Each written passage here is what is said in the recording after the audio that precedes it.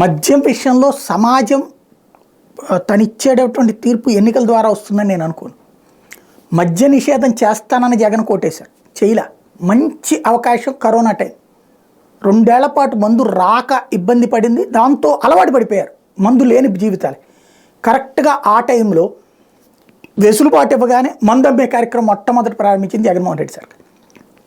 తద్వారా దశల వారీ మద్య నిషేధంలో అతిపెద్ద వైఫల్యం అది.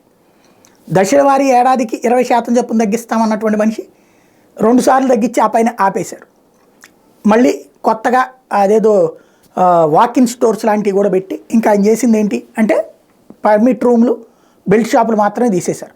మద్యం విధానంలో అది వైఫల్యం. మద్య నిషేధం చేయలేకపోయారు, ఎందుకంటే 25,000 కోట్లు ఇప్పుడు దాని మీద వస్తుంది. ఆదాయంతోనే అనేక సంక్షేమ పథకాలు ఖర్చు పెడుతున్నారు కాబట్టి.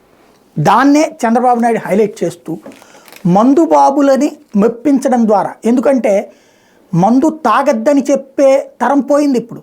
మందు తాగడం ఎలాగదంటారు, వాడికి వాడి సావేదో వాడి జావనీయండి, మనందరం కూర్చుందాం అని చివరికి ప్రతి కుటుంబంలో. ఇంకోటి, మధ్యతరగతి మహిళలు కూడా మద్యాన్ని ప్రోత్సహిస్తున్నటువంటి దౌర్భాగ్య పరిస్థితి. ఫంక్షన్లలో వాళ్ళు కూడా కూర్చుని తాగడం ప్రారంభించేశారు. ఇది ఇంతవరకు తెలంగాణకు పరిమితం అంటే ఇప్పుడు ఆంధ్రాకి కూడా పాకిపోయింది. అది యూట్యూబ్ల పుణ్యమా సినిమాల పుణ్యమా అన్నటువంటిది. ఈ పరిణామ క్రమం ఏమవుతున్నది? ఇప్పుడు బాబు గారు ఇస్తున్న హామీ ఏంటి? చీఫ్ రేటుకి నాణ్యమైన మందు. జగన్ ఈ విషయంలో ఫెయిల్ అవుతాడా, సక్సెస్ అవుతాడా చూడాలి.